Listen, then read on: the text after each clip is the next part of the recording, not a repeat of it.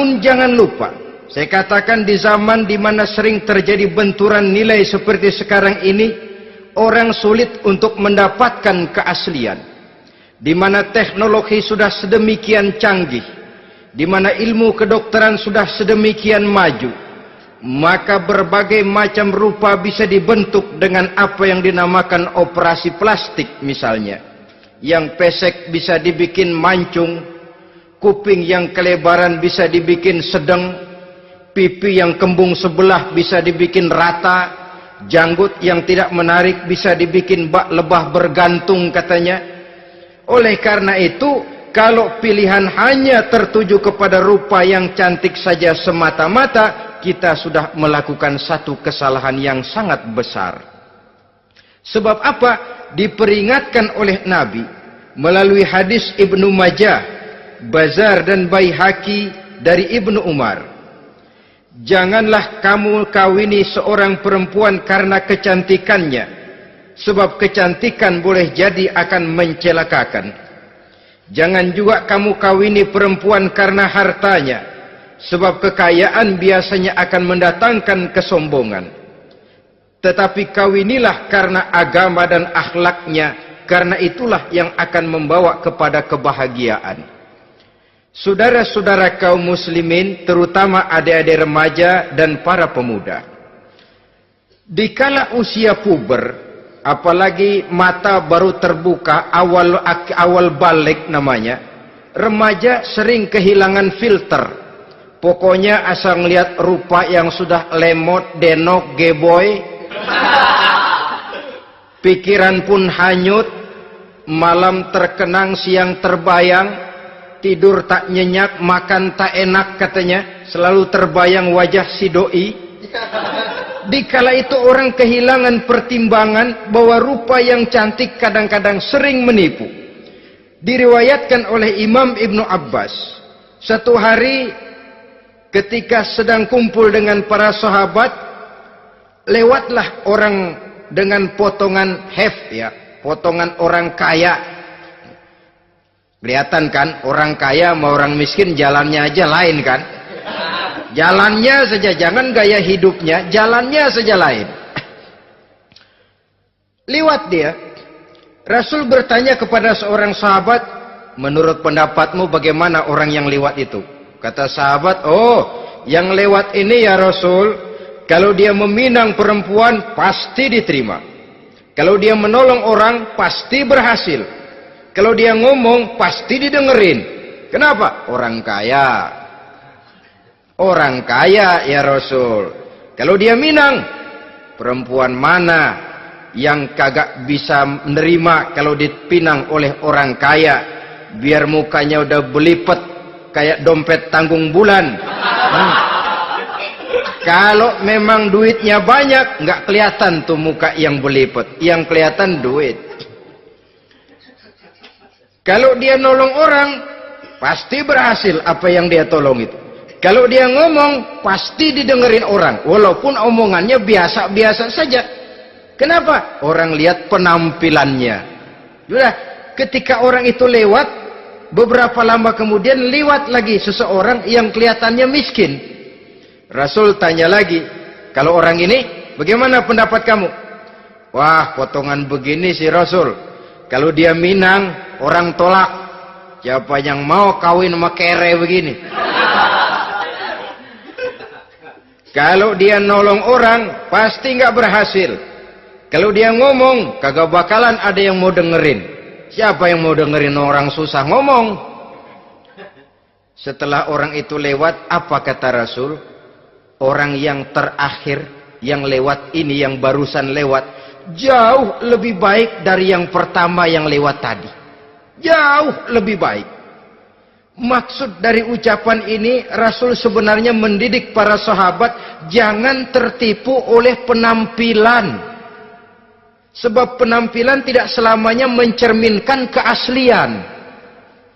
Apalagi di zaman sekarang, salon di mana-mana bejibun. Alis mata bisa dibikin, pipi bisa dicat. Yang pinggir kuning, yang tengah merah, Di sebelah merah ada yang kehitam-hitaman, persis orang kepentok tiang listrik.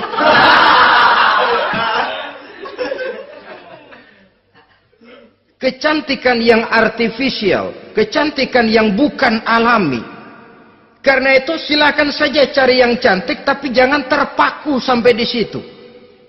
Sebab kecantikan di samping dia mudah berubah oleh pergeseran masa dan pertukaran waktu, ternyata penampilan tidak selamanya mencerminkan keaslian. Lain hari seorang sahabat pernah mengadu, "Ya Rasul, ada apa? Inna imra'ati la turaddu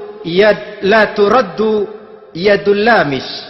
Ya Rasul, istri saya tidak pernah menolak tangan orang laki yang menjamahnya, mengajak salaman kepadanya.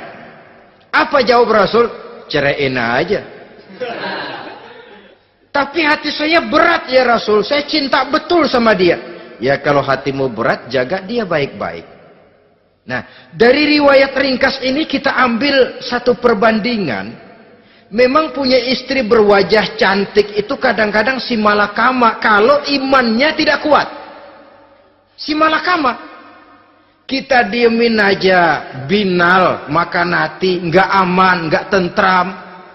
Jangan-jangan saya berangkat ke kantor, dia ngompreng. Buah si malakama seperti orang tadi, ya Rasul, istri saya kelihatannya sebenarnya tidak negatif maksudnya ini, cuma bersalaman tapi terlalu ngobrol. La turaddu yadul lamis, tidak pernah menolak orang yang ngajak salaman, ya sekedar salaman. Tapi kan awalnya dari salaman, kalau sudah salaman kan strum bisa ngederdet dari tangan situ. Kata Rasul sederhana saja, ya kalau memang begitu ceraiin. Saya nggak kuat Rasul, saya cinta betul sama dia. Kalau kau tak kuat berpisah dengan dia, jagalah dia baik-baik. Ajar, didik, tanamkan rasa keagamaan di dalam hatinya. Saudara-saudara kaum muslimin, jadi rupa yang cantik tanpa didasari oleh nilai-nilai agama akan membuat seorang suami di rumah tangganya seperti si malakama. Seperti berhadapan dengan buah si malakama. Kalau tidak diiringi dengan nilai-nilai moral yang luhur dan bekal agama yang tangguh. Akan pergi jauh dari rumah rasanya tidak aman. Sedangkan di rumah saja siapa yang akan mencari nafkah. Dan begitu selanjutnya. Orang tadi jelas berhadapan dengan buah si malakama. Didiamkan, makan hati.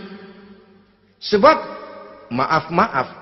Kalau seorang suami sudah tidak punya rasa cemburu terhadap istrinya, itu kan yang disebut dayus.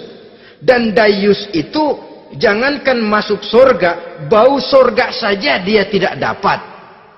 Tapi cemburu dalam artian bukan cemburu buta, cemburu dalam artian yang wajar. Dia cemburu, akan dikerasi takut kalau istrinya minta cerai, sedangkan dia cintanya sudah kadung medok bener. Si malakama jadinya. Nah, ini juga satu riwayat yang memberikan gambaran kepada kita. Pilihan, silakan cari rupa yang cantik saja. Cari yang cantik. Tapi kalau itu dijadikan motif utama tanpa dasar-dasar agama, saya khawatir nanti rumah tangga kita akan berhadapan dengan buah si malakama. Jadi adik-adik remaja, usaha, ikhtiar, cari yang cantik.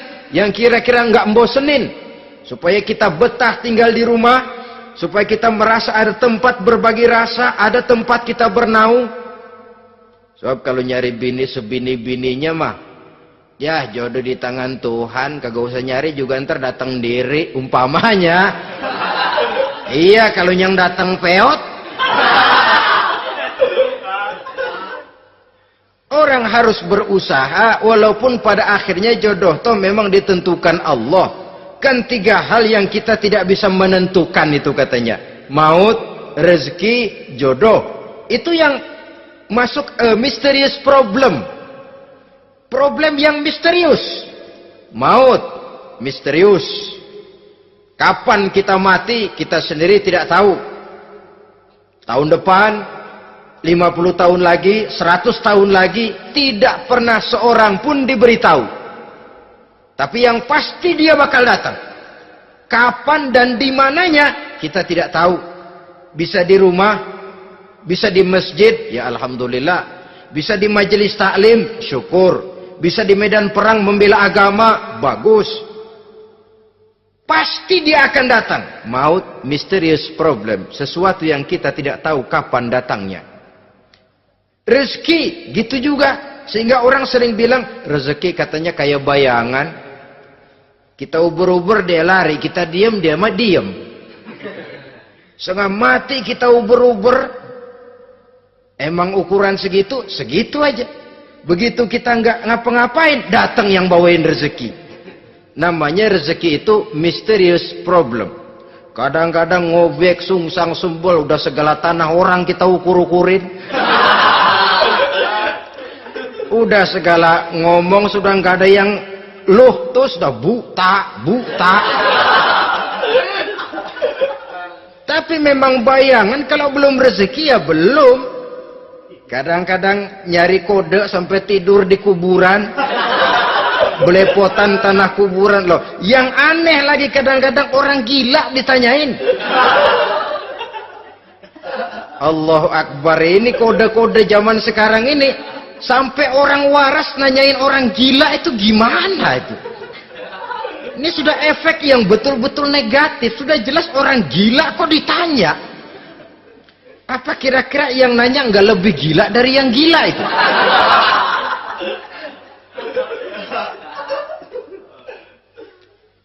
Saudara-saudara kaum muslimin, terutama adik-adik remaja dan para pemuda, jadi silakan saja cari rupa yang cantik. Karena dia akan jadi tautan hati, buah hati, belahan jantung. Tempat kita berbagi rasa, tempat kita pulang dan tinggal di rumah tangga kita. Tapi hendaknya kecantikan rupa itu diiringi juga dengan kecantikan budi. Karena itu cari rupa yang cantik. Ini pilihan utama. Yang kedua, kata Nabi, harta, cari yang kaya. Tetapi jangan lupa, jangan dijadikan pilihan utama. Karena kekayaan sering mendatangkan kesombongan. Apalagi kalau seorang pemuda mendapat istri orang kaya. Hidupnya dimodali oleh istrinya. Maka biasanya wibawanya sebagai seorang suami akan hilang. Akhirnya komando di tangan istri. Dikala itulah suami tidak lebih daripada prajurit yang taat kepada komando istrinya. Padahal menurut konsep Quran, ar-rijalu qawwamuna 'alan nisa. Laki-laki diciptakan sebagai pembimbing bagi perempuan. Kalau nanti suatu saat terjadi benturan, sedangkan modal diberikan oleh istri, terjadilah pengungkitan. Kata istrinya apa? Lu jangan bertingkah, lu kan kawin sama gue modal lu kolor doang.